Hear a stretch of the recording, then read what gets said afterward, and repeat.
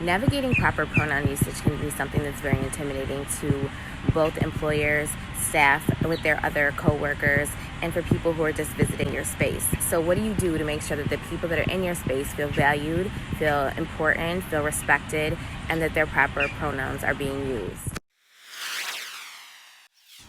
Tip 1 is to take a walk in their shoes. Imagine spending your whole life trying to really define for yourself what your identity was, to figure it out, and then go someplace where you are great at what you do, where you are looking to be accepted and appreciated for your work, and then being called something opposite of that. That would be hard. That would be emotional. That would be stressful. That would feel disrespectful. So understand that that's how the people that are around you may be feeling. Tip 2. If you don't know, which you won't know, I can look just like this and present just like this when you see me and use he, him pronouns. It's perfectly acceptable. So no one can be identified by just looking at them and knowing what their pronouns are. It's not real. So a great way to find out is to ask. Asking may be uncomfortable for both you and the other person. So a great way to find out someone's pronouns is to introduce yourself with yours. Hi, my name is Tamara and I use she, her pronouns. Shake their hand and let them introduce themselves back. And hopefully, if it's something that's important to them, they'll share what their pronouns are with you.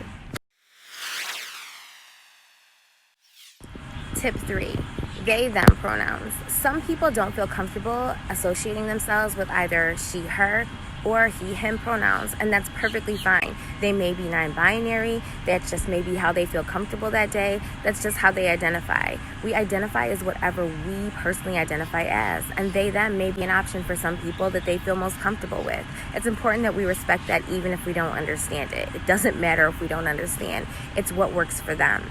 So you may struggle with using they, them. It can be a little awkward in conversation. It can be a little awkward in the English language, but that doesn't matter. We still have to do it. It's still important. It's still validating somebody's existence. And so if you really struggle with they, them, eliminate pronouns altogether. You really don't need them. I don't have to say she picked up that cup. I can say Tamara picked up that cup.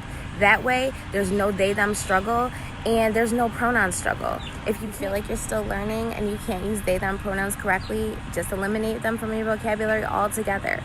Stop using pronouns. It works just as well.